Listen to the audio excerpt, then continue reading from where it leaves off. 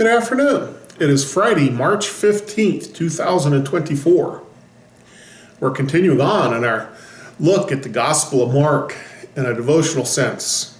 Jesus has just told the story of the tenant farmers who refused to give the landlord his rightful share. The landlord sent many envoys, but the tenants violently disposed of each messenger. Finally, the owner and landlord sent his son to demand his rightful share. We pick it up in Mark chapter 12, verses 7 to 12, and I'm reading from the New Living Translation, second edition. But the tenant farmers said to one another, "Here comes the heir to the estate. Let's kill him and get the estate for ourselves." So they grabbed him and murdered him and threw his body out of the vineyard. "What do you suppose the owner of the vineyard will do?" Jesus asked. "Well, I tell you, he'll come and kill those farmers and lease the vineyard to others. Didn't you ever read this in the scriptures? The stone that the builders rejected has now become the cornerstone. This is the Lord's doing, and it is wonderful to see." The religious leaders wanted to arrest Jesus because they realized he was telling the story about them, that they were the wicked farmers. But they were afraid of the crowd, so they left him and went away. In his story, the tenant farmers commit the ultimate act of disloyalty and thievery. They kill the son and toss his body away like garbage. So Jesus asks a rhetorical question: what will the owner of the vineyard do? And with every fiber of our being, we cry out, "He'll come for justice." Then he answers his own question.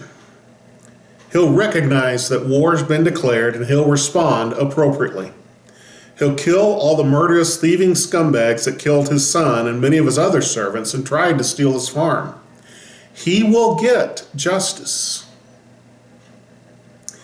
Then he quoted Psalm 118 about the builders rejecting the cornerstone, a prophecy about the Messiah. The stone that the builders rejected has now become the cornerstone. This is the Lord's doing, and it's wonderful to see. All of a sudden, the religious leaders realize that they're the tenant farmers in the story, and the story is about them. And so they got angry, because here's Jesus putting out their motives for God and everybody to see, plainly showing how cruel and wicked and evil they really were. But as angry as they were still more afraid of the crowd and the crowd's reaction. So they just kind of slithered away, slunk into the shadows, and disappeared. Jesus is calling out the religious leaders in a very conspicuous way, and they don't like it. He's pointing out how they killed all the prophets that came from God to try and instruct them in the right way. And now they're plotting to kill his son.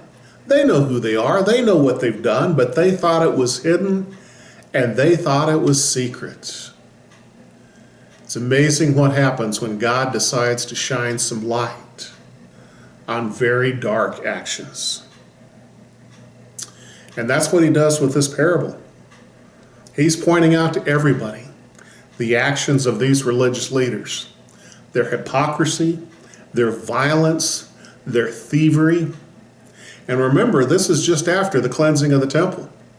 He's pointing out that it's so much more important for them to get their hands on the money and the stuff than it is to do the right thing.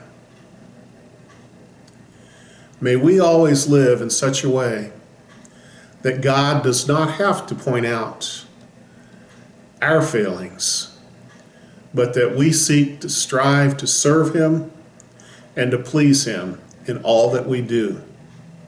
May you please God this week with your actions before God. God bless you.